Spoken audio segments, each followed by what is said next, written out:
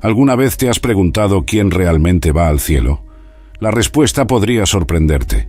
Muchos piensan que basta con ser una buena persona, pero la Biblia revela criterios sorprendentes que pocos conocen. Prepárate para descubrir verdades impactantes sobre el destino eterno. Muchos creen que la entrada al cielo está garantizada simplemente por ser una buena persona o por realizar más acciones positivas que negativas. Sin embargo, las Escrituras revelan un estándar divino sorprendentemente elevado. Jesús, en su Sermón del Monte, declaró: «Por tanto, sean perfectos como perfecto es su Padre Celestial». Mateo 5:48. Esta afirmación impactante establece la perfección como el estándar de Dios, un estándar que, a primera vista, parece imposible de alcanzar. La santidad de Dios es absoluta e incompatible con cualquier forma de pecado. Incluso lo que consideramos pequeñas faltas son ofensas graves a los ojos de un Dios infinitamente puro. El apóstol Santiago aclara esta verdad al escribir: «Porque cualquiera que guardare toda la ley, pero ofendiere en un solo punto, es culpable de todos». Santiago 2:10. Esta declaración enfatiza la naturaleza integral de la ley divina. No es una cuestión de equilibrar buenas acciones con malas, sino de cumplir perfectamente toda la voluntad de Dios. Ante este estándar, la realidad de la condición humana se vuelve dolorosamente clara. El apóstol Pablo, en su carta a los Romanos, afirma: «Por cuanto todos pecaron y están destituidos de la gloria de Dios». Romanos 3:23. Esta verdad universal coloca a toda la humanidad en una situación aparentemente sin esperanza.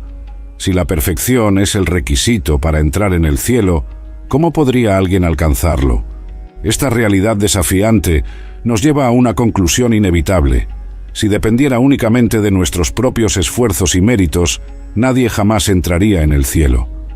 El estándar de Dios es tan elevado y nuestra naturaleza tan imperfecta que la búsqueda de la perfección por medio de nuestras propias fuerzas está destinada al fracaso.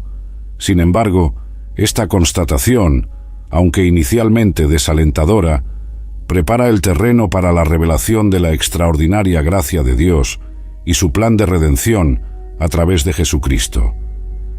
Ante la imposibilidad humana de alcanzar el estándar divino de perfección, Dios, en su infinita sabiduría y amor, proveyó un camino. Este camino es Jesucristo, quien declaró de manera inequívoca: «Yo soy el camino, la verdad y la vida. Nadie viene al Padre, sino por mí». Juan 14:6. Esta afirmación exclusiva de Jesús lo establece como el único medio de reconciliación entre Dios y la humanidad. La singularidad de Jesús reside en su naturaleza divino-humana. Como Dios encarnado, Él vivió la vida perfectamente obediente que ningún otro ser humano ha logrado vivir. El autor de la carta a los Hebreos afirma que Jesús fue tentado en todo según nuestra semejanza, pero sin pecado. Hebreos 4:15. Esta vida inmaculada lo calificó para ser el sacrificio perfecto por los pecados de la humanidad. En la cruz del Calvario ocurrió un evento de proporciones cósmicas. Jesús, el único ser humano sin pecado, tomó sobre sí el castigo que la humanidad merecía. El apóstol Pablo explica este concepto de manera poderosa: «Al que no conoció pecado, por nosotros lo hizo pecado, para que nosotros fuésemos hechos justicia de Dios en él». 2 Corintios 5:21. Este versículo encapsula la doctrina de la sustitución penal. Cristo asumió el castigo que nosotros merecíamos, para que pudiéramos recibir la justicia que Él merecía. La muerte de Jesús en la cruz no fue el final de la historia. Su resurrección al tercer día es el sello divino de aprobación sobre su obra redentora. Demuestra la victoria de Cristo sobre el pecado y la muerte, y garantiza la eficacia de su sacrificio para todos los que creen en Él. El apóstol Pablo enfatiza la importancia central de la resurrección. Y si Cristo no resucitó, vana es entonces nuestra predicación, vana es también vuestra fe. 1 Corintios 15:14. A través de Jesús, Dios ofrece gratuitamente el perdón y la vida eterna a todos los que creen. Esta oferta de salvación no se basa en méritos humanos ni en buenas obras, sino únicamente en la gracia de Dios recibida por medio de la fe. Como Pablo escribe a los Efesios, porque por gracia sois salvos por medio de la fe, y esto no de vosotros, pues es don de Dios, no por obras, para que nadie se gloríe. Efesios 2, 8-9. Aunque la salvación es un regalo gratuito de Dios, las Escrituras dejan claro que hay una respuesta humana necesaria. El primer elemento de esta respuesta es el arrepentimiento genuino. Juan el Bautista, el precursor de Jesús, comenzó su ministerio con el clamor: «Arrepentíos, porque el reino de los cielos se ha acercado». Mateo 3:2. Jesús repitió este mensaje al comienzo de su propio ministerio. Mateo 4:17. Pero, ¿qué significa exactamente arrepentirse? El arrepentimiento bíblico es mucho más profundo que simplemente sentir remordimiento por acciones incorrectas. La palabra griega usada en el Nuevo Testamento es metanoia, que literalmente significa cambio de mente. Implica una transformación radical en la manera de pensar y de vivir. Arrepentirse significa reconocer la gravedad del pecado y su ofensa contra un Dios santo. Implica una tristeza genuina, no solo por las consecuencias del pecado, sino por el mismo acto de rebelión contra Dios. El profeta Joel expresa la profundidad de este arrepentimiento. «Rasgad vuestro corazón, y no vuestros vestidos. Volveos al Señor vuestro Dios, porque misericordioso es y clemente, tardo para la ira y grande en misericordia». Joel 2:13. El verdadero arrepentimiento lleva a un cambio de dirección, alejarse del pecado y volverse hacia Dios. Jesús ilustró vívidamente la naturaleza del arrepentimiento en la parábola del Hijo Pródigo, Lucas 15, 11-32. El hijo menor, después de desperdiciar su herencia en una vida disoluta, volvió en sí, reconoció su error y decidió regresar a su padre, dispuesto incluso a convertirse en un siervo. Es importante notar que el arrepentimiento no es una obra meritoria que gane la salvación, sino que es la respuesta apropiada al reconocimiento de la santidad de Dios y de la pecaminosidad humana. Es el primer paso para recibir la gracia que Dios ofrece en Cristo. Como Pedro proclamó en el día de Pentecostés: «Arrepentíos, y bautícese cada uno de vosotros en el nombre de Jesucristo para perdón de los pecados, y recibiréis el don del Espíritu Santo». Hechos 2:38. La fe es absolutamente central para la salvación y para heredar el reino de los cielos. El autor de Hebreos declara: «Pero sin fe es imposible agradar a Dios, porque es necesario que el que se acerca a Dios crea que le hay, y que es galardonador de los que le buscan». Hebreos 11:6. Pero, ¿qué es exactamente la fe en el sentido bíblico? No es simplemente una creencia intelectual en la existencia de Dios o en la veracidad de los hechos históricos sobre Jesús. Santiago advierte que incluso los demonios tienen este tipo de fe. Santiago 2:19. Pero ciertamente no serán salvos. La fe salvadora es mucho más profunda y transformadora. La fe salvadora implica confianza personal y entrega total a Jesucristo como Salvador y Señor. Es creer no solo que Jesús murió por los pecados del mundo, sino que Él murió por mis pecados personalmente, y confiar exclusivamente en Él para la salvación. Pablo describe su propia experiencia de fe en Gálatas 2:20. «Con Cristo estoy juntamente crucificado, y ya no vivo yo, mas vive Cristo en mí, y lo que ahora vivo en la carne, lo vivo en la fe del Hijo de Dios, el cual me amó y se entregó a sí mismo por mí». La fe salvadora también implica obediencia. No es solo creer en hechos sobre Jesús, sino confiar en Él lo suficiente como para seguirlo y obedecerle. Es por eso que Santiago enfatiza que la fe sin obras es muerta. Santiago 2:26. La verdadera fe inevitablemente se manifiesta en obediencia y buenas obras, no como un medio para ganar la salvación, sino como fruto de ella. Es crucial entender que la fe en sí no es una obra meritoria. Es simplemente el canal a través del cual recibimos la gracia de Dios. Como Pablo enfatiza en Romanos 4:16, la promesa de la salvación es por fe, para que sea por gracia. La fe es el medio por el cual nos apropiamos de la obra redentora de Cristo y recibimos el don de la vida eterna. Cuando una persona verdaderamente se arrepiente y pone su fe en Jesucristo, algo extraordinario sucede, nace de nuevo espiritualmente. Jesús enfatizó la necesidad absoluta de este nuevo nacimiento en su conversación con Nicodemo. De cierto te digo, que el que no naciere de nuevo no puede ver el reino de Dios. Juan 3:3. Este nuevo nacimiento, también llamado regeneración, no es una mera reforma moral o una decisión de dar vuelta a una nueva página en la vida. Es una transformación sobrenatural operada por el Espíritu Santo en el corazón del creyente. Pablo describe este cambio radical en 2 Corintios 5:17. De modo que si alguno está en Cristo, nueva criatura es. Las cosas viejas pasaron. He aquí todas son hechas nuevas. La regeneración es necesaria porque, en nuestro estado natural, estamos muertos en delitos y pecados. Efesios 2:1. Así como un cadáver no puede resucitarse a sí mismo, un pecador muerto espiritualmente no puede regenerarse. Es por eso que Jesús enfatiza que el nuevo nacimiento es obra del Espíritu. El viento sopla de donde quiere y oyes su sonido, mas ni sabes de dónde viene ni a dónde va. Así es todo aquel que es nacido del Espíritu. Juan 3:8. El nuevo nacimiento produce una nueva naturaleza en el creyente. El profeta Ezequiel anticipó esta realidad siglos antes.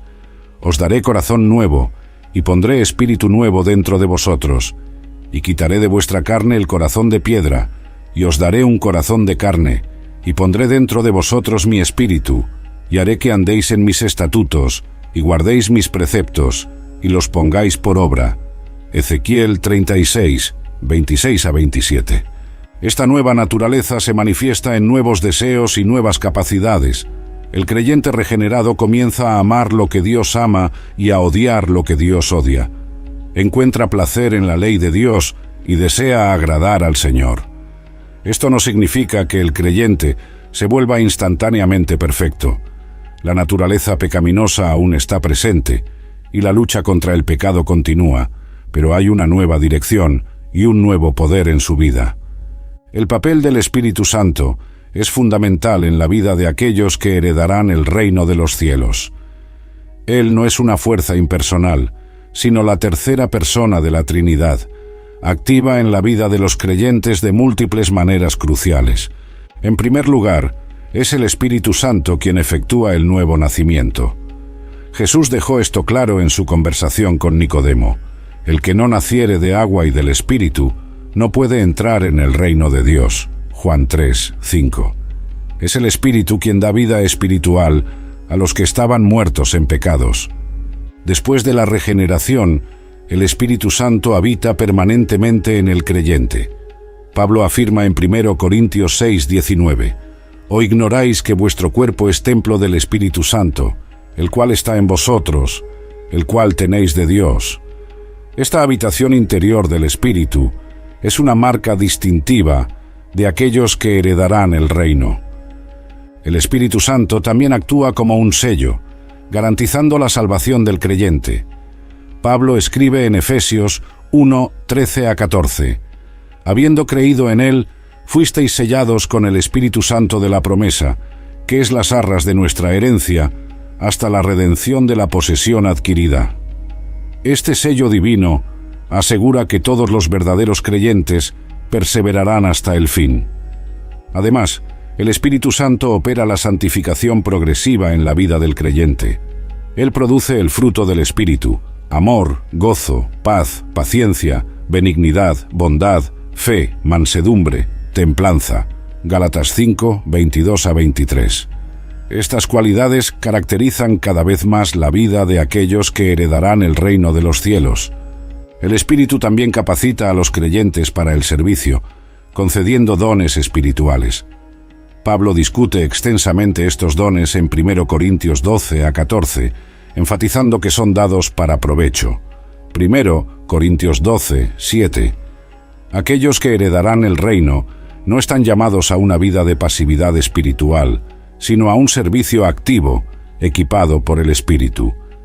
Finalmente, el Espíritu Santo actúa como un consolador y guía.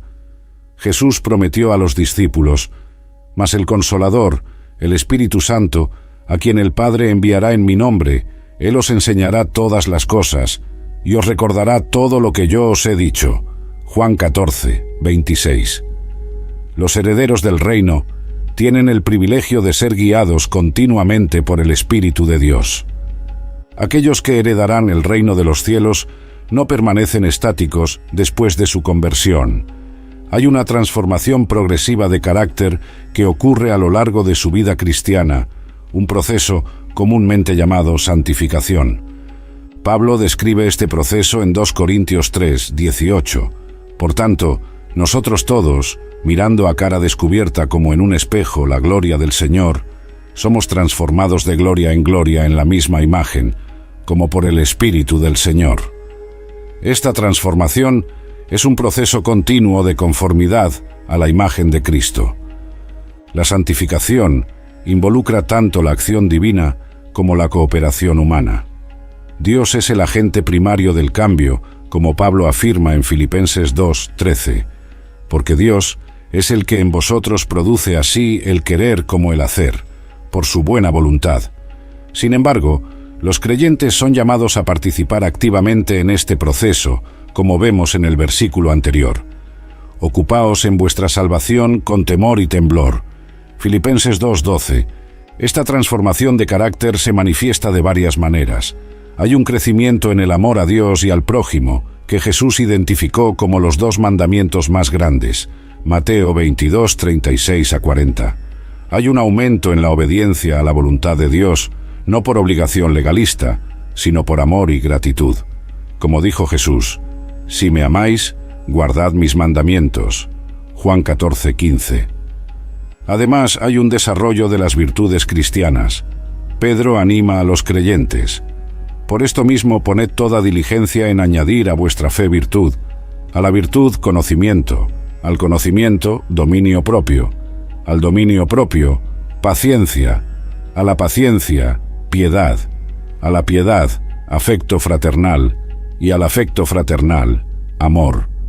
2 Pedro 1, 5 a 7.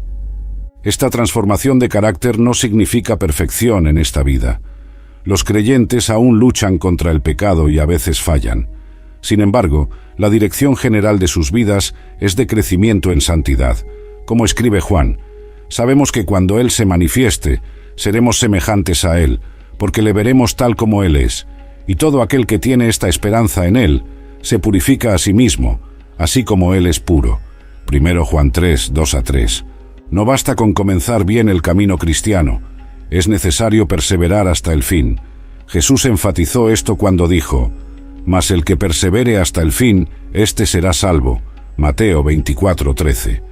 Esta perseverancia no es una obra humana que gane la salvación, sino que es evidencia de una fe genuina y de la obra de Dios en la vida del creyente. Como Pablo escribió a los filipenses: «Estando persuadido de esto, que el que comenzó en vosotros la buena obra, la perfeccionará hasta el día de Jesucristo». Filipenses 1, 6. La perseverancia implica mantenerse firme en la fe, incluso frente a dificultades, tentaciones y persecuciones. El autor de Hebreos exhorta: «No perdáis, pues, vuestra confianza, que tiene grande galardón, porque os es necesaria la paciencia, para que, habiendo hecho la voluntad de Dios, obtengáis la promesa». Hebreos 10, 35 a 36. Esta perseverancia no significa una vida libre de luchas o dudas. Muchos santos en la Biblia, como David, Elías y hasta Juan el Bautista, tuvieron momentos de debilidad y cuestionamiento. Sin embargo, se mantuvieron firmes en su confianza fundamental en Dios. La doctrina de la perseverancia de los santos enseña que todos los verdaderos creyentes perseverarán en la fe hasta el fin.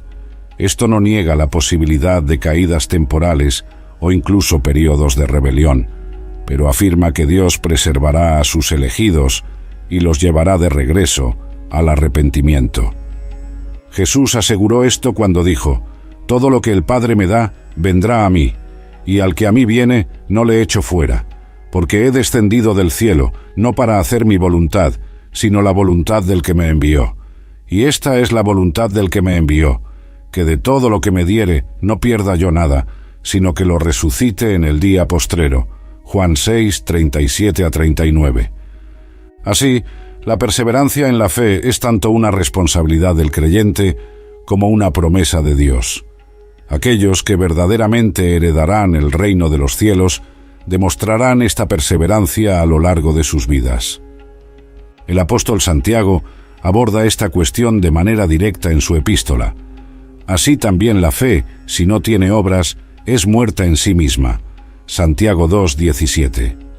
Él ilustra esto con el ejemplo de Abraham, cuya fe fue demostrada por su disposición a ofrecer a Isaac en sacrificio. Pablo, aunque enfatiza fuertemente la salvación por gracia, también destaca la importancia de las buenas obras. En Efesios 2:10, justo después de afirmar que la salvación no es por obras, dice: «Porque somos hechura suya, creados en Cristo Jesús para buenas obras, las cuales Dios preparó de antemano para que anduviésemos en ellas». Las buenas obras son, por lo tanto, el propósito para el cual fuimos salvados. No nos salvan, pero son el resultado natural de haber sido salvados. Como enseñó Jesús: «Así alumbre vuestra luz delante de los hombres, para que vean vuestras buenas obras y glorifiquen a vuestro Padre que está en los cielos». Mateo 5:16. Estas buenas obras abarcan una amplia gama de acciones. Incluyen actos de amor y servicio al prójimo, como alimentar a los hambrientos, vestir a los desnudos y cuidar a los enfermos. Mateo 25, 31-46.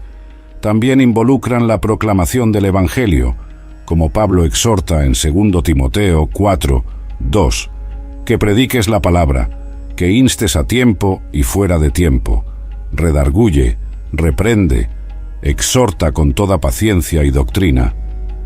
Las buenas obras también incluyen el cultivo de un carácter piadoso. Pedro anima a los creyentes a añadir a su fe virtud, conocimiento, dominio propio, paciencia, piedad, afecto fraternal y amor. 2 Pedro 1, 5-7. Es importante notar que estas buenas obras no se realizan por mero esfuerzo humano, sino por el poder del Espíritu Santo que habita en el creyente. Como dice Pablo: «Porque Dios es el que en vosotros produce así el querer como el hacer, por su buena voluntad». Filipenses 2:13. De entre todas las características de aquellos que heredarán el reino de los cielos, el amor se destaca como la más fundamental. Jesús enseñó que los 2 mandamientos más grandes son amar a Dios y amar al prójimo. Mateo 22, 36-40. Este amor no es un sentimiento superficial, sino una acción profunda y sacrificial. El amor a Dios se manifiesta en adoración, obediencia y devoción. Jesús dijo: «Si me amáis, guardad mis mandamientos». Juan 14:15. Este amor a Dios debe ser total, involucrando todo el ser: corazón, alma, mente y fuerzas. Marcos 12:30. El amor al prójimo es igualmente importante. Jesús expandió el concepto de prójimo para incluir incluso a los enemigos. Mateo 5:43-48. Este amor se expresa en acciones concretas de compasión, perdón y servicio. Pablo describe las características de este amor en 1 Corintios 13, enfatizando su paciencia, bondad, humildad y perseverancia. El apóstol Juan enfatiza repetidamente la centralidad del amor en la vida cristiana. Escribe: «El que no ama no ha conocido a Dios, porque Dios es amor». 1 Juan 4:8. Y también: «Nosotros sabemos que hemos pasado de muerte a vida, en que amamos a los hermanos. El que no ama a su hermano permanece en muerte». 1 Juan 3:14. Este amor no es natural para el corazón humano, sino que es un fruto del Espíritu. Gálatas 5:22. Es un amor sobrenatural que refleja el propio carácter de Dios y que distingue a los verdaderos seguidores de Cristo. Jesús dijo: «En esto conocerán todos que sois mis discípulos, si tuviereis amor los unos con los otros». Juan 13:35. La obediencia a los mandamientos de Dios es otra característica crucial de aquellos que heredarán el reino de los cielos. Esta obediencia no surge de un legalismo árido, sino de un corazón transformado por el amor de Dios. Jesús enfatizó la importancia de la obediencia en sus enseñanzas, declarando: «Si me amáis, guardad mis mandamientos». Juan 14, 15. La obediencia cristiana es fundamentalmente diferente de la mera conformidad externa a las reglas. Brota de un deseo interno de agradar a Dios y reflejar su carácter. El profeta Jeremías anticipó esta realidad cuando profetizó sobre el nuevo pacto. «Daré mi ley en su mente, y la escribiré en su corazón, y yo seré a ellos por Dios, y ellos me serán por pueblo». Jeremías 31, 33. Esta obediencia abarca todos los aspectos de la vida del creyente. Incluye la adhesión a los mandamientos morales de Dios, como se ejemplifica en los 10 mandamientos y en las enseñanzas de Jesús. También implica la sumisión a la voluntad de Dios en decisiones personales, relaciones y elecciones de estilo de vida. La obediencia cristiana no es perfecta en esta vida, ya que los creyentes aún luchan contra la naturaleza pecaminosa. Sin embargo, hay un deseo genuino de obedecer y un patrón general de obediencia en la vida de aquellos que verdaderamente pertenecen a Cristo. Como escribe Juan, y en esto sabemos que nosotros le conocemos, si guardamos sus mandamientos. El que dice, yo le conozco, y no guarda sus mandamientos, el tal es mentiroso, y la verdad no está en él. 1 Juan 2, 3 a 4. Además, la obediencia cristiana está motivada por la gratitud por la gracia de Dios, no por el miedo al castigo o por el intento de ganar el favor divino. Pablo exhorta: «Así que, hermanos, os ruego por las misericordias de Dios, que presentéis vuestros cuerpos en sacrificio vivo, santo, agradable a Dios, que es vuestro culto racional». Romanos 12, 1. La obediencia también sirve como un poderoso testimonio para el mundo. Jesús enseñó: «Vosotros sois la luz del mundo. Una ciudad asentada sobre un monte no se puede esconder, ni se enciende una luz y se pone debajo de un almud, sino sobre el candelero, y alumbra a todos los que están en casa. Así alumbre vuestra luz delante de los hombres, para que vean vuestras buenas obras y glorifiquen a vuestro Padre que está en los cielos». Mateo 5, 14 a 16. Pablo describe vívidamente este conflicto interno en Romanos 7, 15 a 25, expresando la frustración de querer hacer el bien, pero muchas veces sucumbiendo al pecado. Sin embargo, concluye con una nota de esperanza y gratitud por la liberación en Cristo. La batalla contra el mundo implica resistir la tentación de conformarse a los patrones y valores de una sociedad que muchas veces se opone a Dios. Juan advierte: «No améis al mundo, ni las cosas que están en el mundo. Si alguno ama al mundo, el amor del Padre no está en él». 1 Juan 2:15. Esta resistencia requiere discernimiento y coraje para nadar contra la corriente cultural cuando sea necesario. La lucha contra la carne, nuestra naturaleza pecaminosa, es una batalla interna continua. Pablo exhorta: «No reine pues el pecado en vuestro cuerpo mortal, de modo que lo obedezcáis en sus concupiscencias». Romanos 6:12. Esta batalla requiere autodisciplina y dependencia del poder del Espíritu Santo. El enfrentamiento con el diablo y las fuerzas espirituales del mal es otra dimensión de esta guerra espiritual. Pablo advierte: «Porque no tenemos lucha contra sangre y carne, sino contra principados, contra potestades, contra los gobernadores de las tinieblas de este siglo, contra huestes espirituales de maldad en las regiones celestes». Efesios 6:12. Esta batalla exige que los creyentes se pongan toda la armadura de Dios y permanezcan vigilantes en oración. La diferencia crucial es que los verdaderos creyentes no se conforman con el pecado, sino que luchan activamente contra él. Como escribe Juan: «Sabemos que todo aquel que ha nacido de Dios no practica el pecado, pues aquel que fue engendrado por Dios le guarda, y el maligno no le toca». 1 Juan 5, 18.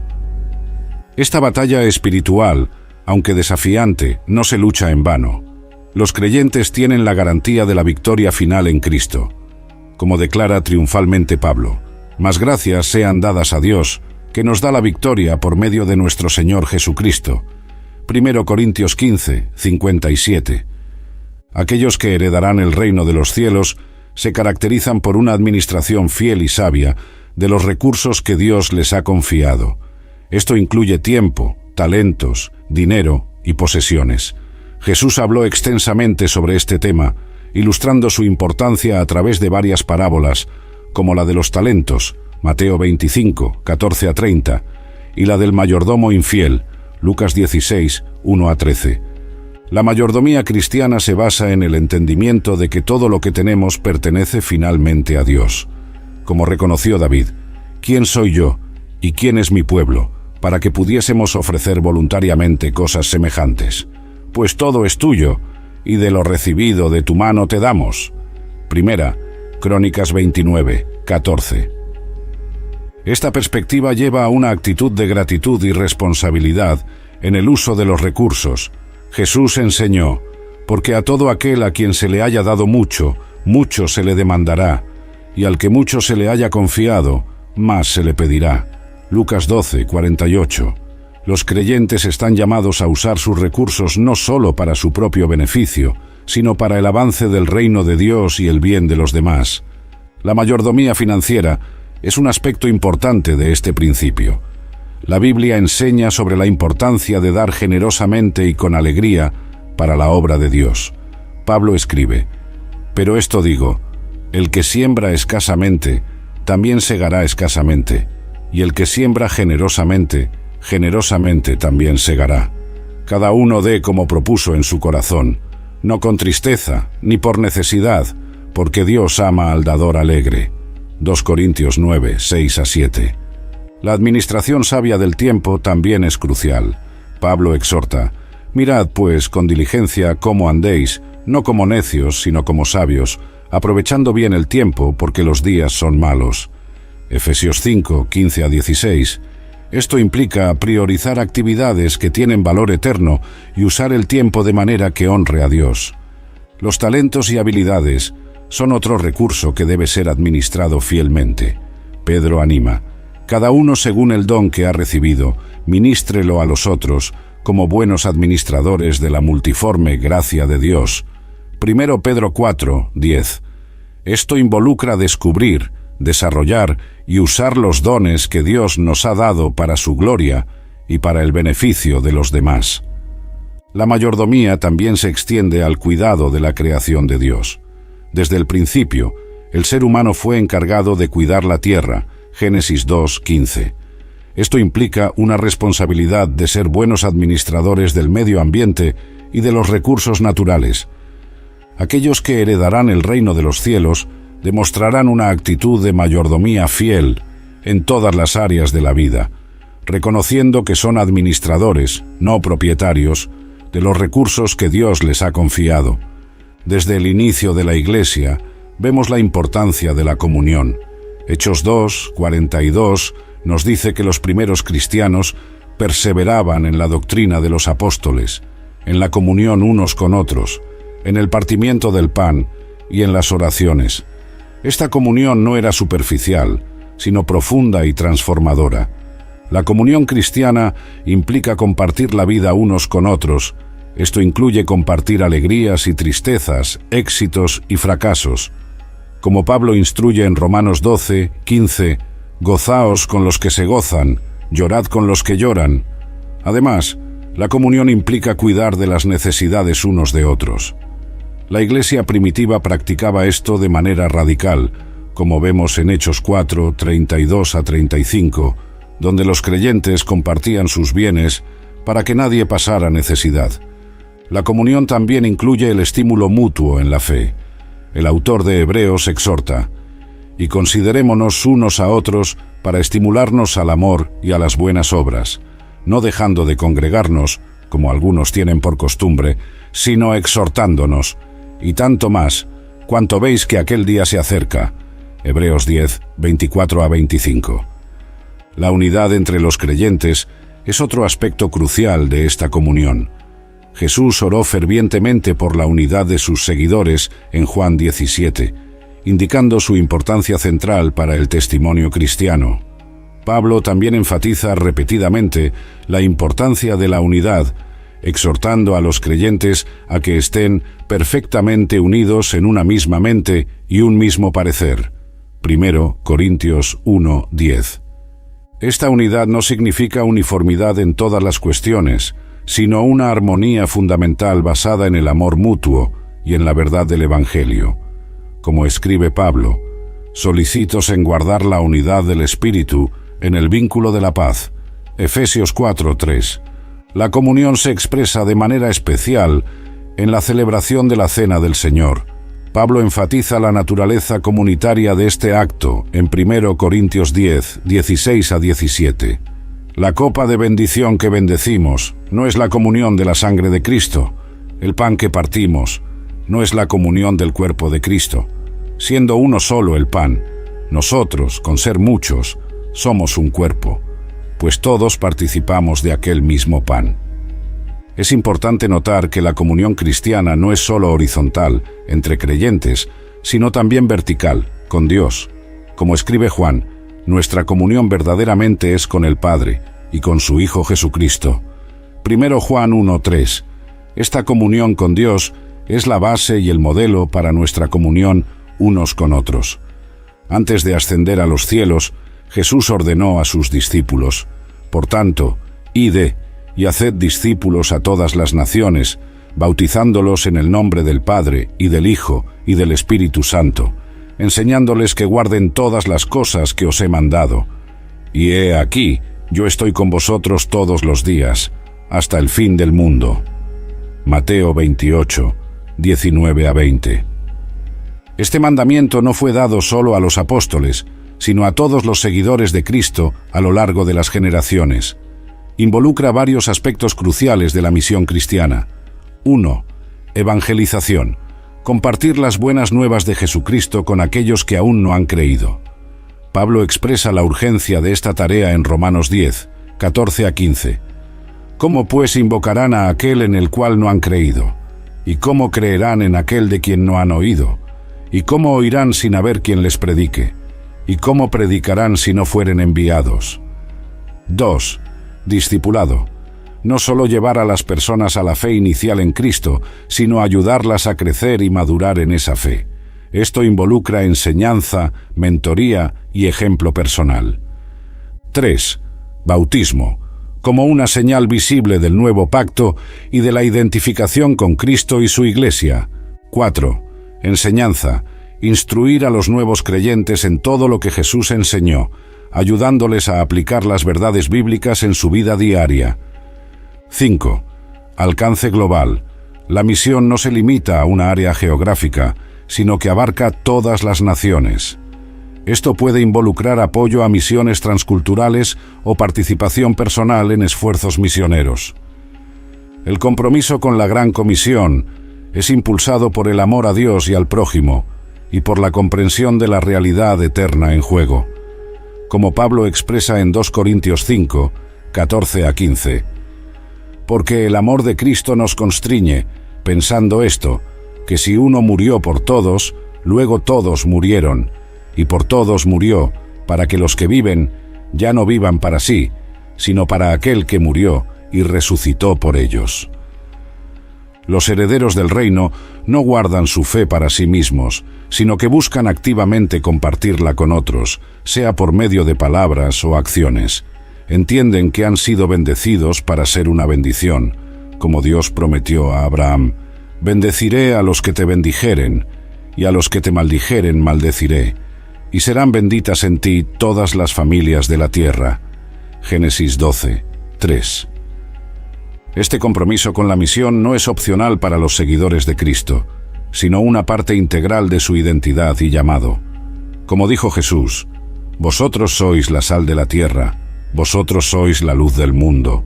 Mateo 5, 13-14. Los herederos del reino toman en serio esta responsabilidad de influir en el mundo que los rodea con el Evangelio de Cristo. Jesús enseñó la importancia de la humildad en varias ocasiones, En la parábola del fariseo y el publicano, Lucas 18, 9 a 14, él ilustra cómo la humildad, y no la justicia propia, es lo que agrada a Dios. El publicano, que humildemente reconoció su necesidad de misericordia, fue justificado, mientras que el fariseo orgulloso no lo fue.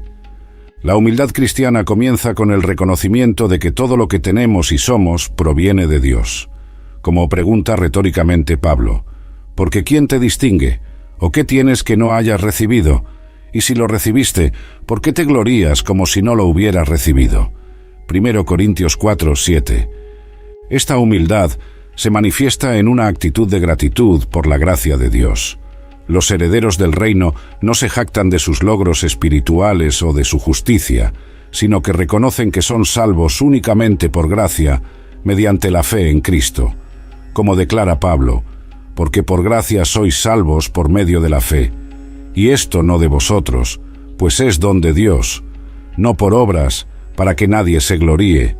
Efesios 2, 8 a 9. La humildad también se expresa en la relación con los demás. Pedro exhorta, «Vestíos todos de humildad para con los otros, porque Dios resiste a los soberbios y da gracia a los humildes». 1 Pedro 5, 5. Esta humildad lleva a una actitud de servicio y consideración por los demás, siguiendo el ejemplo de Cristo, quien no vino para ser servido, sino para servir, y para dar su vida en rescate por muchos. Marcos 10, 45. Íntimamente ligada a la humildad está la dependencia de Dios. Los herederos del reino reconocen su incapacidad para vivir la vida cristiana por sus propias fuerzas y confían continuamente en el poder de Dios. Jesús enseñó esta dependencia cuando dijo, «Yo soy la vid, vosotros los pámpanos. El que permanece en mí y yo en él, éste lleva mucho fruto, porque separados de mí nada podéis hacer». Juan 15, 5. Esta dependencia se manifiesta en una vida de oración constante. Los creyentes buscan la guía, la fuerza y la provisión de Dios en todas las áreas de sus vidas. Como exhorta Pablo, «Por nada estéis afanosos, sino sean conocidas vuestras peticiones delante de Dios en toda oración y ruego, con acción de gracias». Filipenses 4, 6. La humildad y la dependencia de Dios también llevan a una actitud de sumisión a su voluntad. Los herederos del reino no insisten en sus propios caminos, sino que buscan alinear sus voluntades con la de Dios. Como oró Jesús en Getsemaní, «Pero no sea como yo quiero, sino como tú». Mateo 26, 39. Jesús enfatizó fuertemente la importancia del perdón. En la oración que enseñó a los discípulos, conocida como el Padre Nuestro, incluyó, «Y perdónanos nuestras deudas, como también nosotros perdonamos a nuestros deudores». Mateo 6:12. Él elaboró aún más sobre esto, diciendo, «Porque si perdonáis a los hombres sus ofensas, os perdonará también a vosotros vuestro Padre Celestial.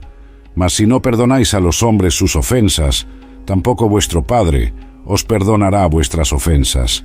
Mateo 6, 14 a 15. Esta conexión entre recibir el perdón de Dios y extender el perdón a los demás se ilustra vívidamente en la parábola del siervo despiadado, Mateo 18, 21 a 35. En esta historia, un siervo que había tenido una deuda enorme perdonada por el rey, se niega a perdonar una deuda mucho menor a un compañero. La lección es clara. Aquellos que verdaderamente comprenden y aprecian el perdón que han recibido de Dios, estarán motivados a perdonar a los demás. El perdón cristiano no es una cuestión de sentimientos, sino una decisión de voluntad.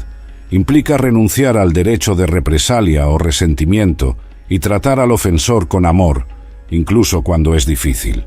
Como instruye Pablo, soportándoos unos a otros y perdonándoos unos a otros si alguno tuviere queja contra otro. De la manera que Cristo os perdonó, así también hacedlo vosotros. Colosenses 3, 13. La misericordia, íntimamente relacionada con el perdón, implica mostrar compasión y bondad hacia aquellos que están en necesidad o que no merecen tal trato. Jesús declaró bienaventurados a los misericordiosos, prometiendo que ellos recibirán misericordia. Mateo 5, 7. La parábola del buen samaritano, Lucas 10, 25 a 37, ilustra vívidamente lo que significa mostrar misericordia. El samaritano, a diferencia del sacerdote y el levita, mostró compasión práctica por un extraño herido, incluso a un costo personal significativo. Los herederos del reino son llamados a imitar la misericordia de Dios en sus propias vidas, como escribe Santiago, porque juicio sin misericordia se hará con aquel que no hiciere misericordia, y la misericordia triunfa sobre el juicio. Santiago 2:13. Practicar el perdón y la misericordia no significa negar la justicia o minimizar el mal. Por el contrario, reconoce la seriedad del pecado, pero elige responder con gracia, reflejando así el carácter de Dios, que es clemente y misericordioso, lento para la ira, y grande en misericordia y verdad. Éxodo 34:6. En resumen, aquellos que heredarán el reino de los cielos se caracterizarán por una disposición para perdonar y mostrar misericordia, incluso en situaciones difíciles, reconociendo que ellos mismos son recipientes de la inmerecida misericordia de Dios.